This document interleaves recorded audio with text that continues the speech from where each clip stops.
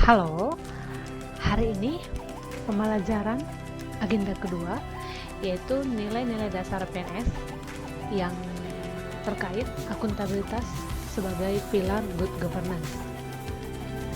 Perkenalkan, saya bernama Fani Irawati Napitu, bertugas Dinas Lingkungan Hidup Kabupaten Simalungun dengan jabatan penyuluh lingkungan hidup dengan pengampu materi Ibu Yamnur Mahlia SST MKes dari Badan Pengembangan Sumber Daya Manusia Provinsi Sumatera Utara. Dan dalam materi pokok akuntabilitas itu ada 5: konsep akuntabilitas, mekanisme akuntabilitas, akuntabilitas dalam konteks organisasi, menjadi PNS yang akuntabel, penerapannya dalam organisasi. Nah, di dalam konsep akuntabilitas itu kita diharuskan mampu memberikan pertanggungjawaban atas suatu responsibilitas yang diberikan. Dalam hal ini responsibilitas dan akuntabilitas itu memiliki makna yang berbeda.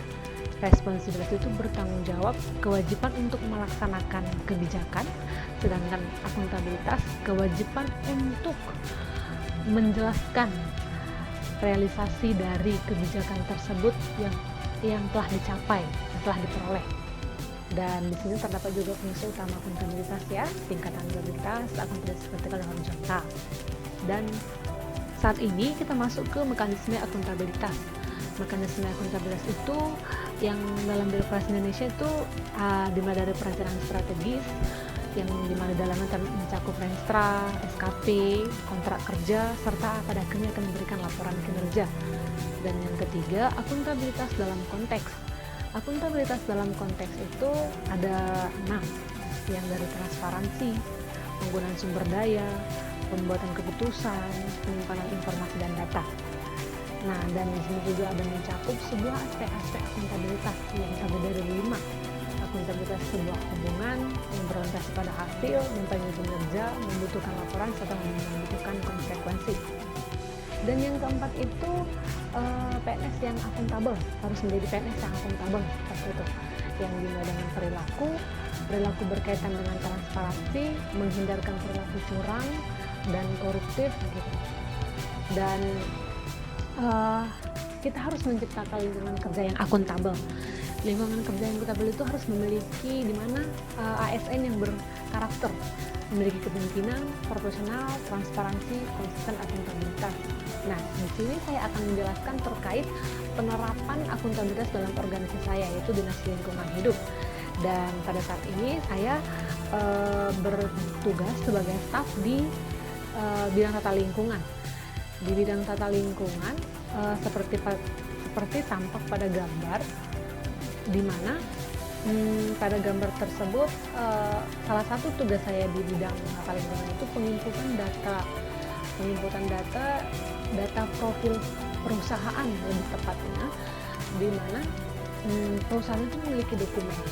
Dan di Dinas Lingkungan Hidup itu mencakup terkait lingkungan, yang mencakup dokumen-dokumen seperti itu, dokumen AMDAL, dan yang lebih banyak itu dokumen UKM-UPL. Di sini saya tampilkan sebuah kewajiban tugas yang harus saya laksanakan dan laporan yang harus saya sampaikan kepada atasan saya, yang dimana akuntabilitas saya, pertanggungjawaban saya setelah saya menginput data tersebut. Nah, terdapat perusahaan di samping seperti itu. Dan setelah itu di sini juga saya tampilkan bahwa di dinas kita juga menerapkan aspek akuntabilitas, yang mana aspek akuntabilitas dalam sebuah hubungan, di mana antara dua pihak yang melakukan hubungan. Contohnya pihak kami instansi pemerintahan yang instansi pemerintahan di bagian Dinas Lingkungan Hidup melakukan pemberian arahan kepada salah satu PKS yang ada di Simalungun terkait peraturan perundang-undangan dalam mengelola lingkungan, dalam mengelola pemantauan mereka dan berdebatnya, dan juga kita menyampaikan adanya peraturan terbaru, yaitu PP 5 tahun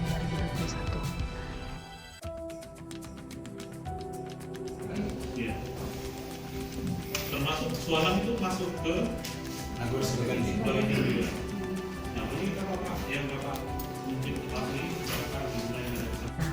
Sekian dari saya terkait pembelajaran akuntabilitas di agenda kedua. Yang kurang lebihnya saya mohon maaf dan saya ucapkan terima kasih. Salam sehat selalu, jaga tubuhmu karena merupakan satu-satunya tempat yang dimiliki untuk hidup. Terima kasih.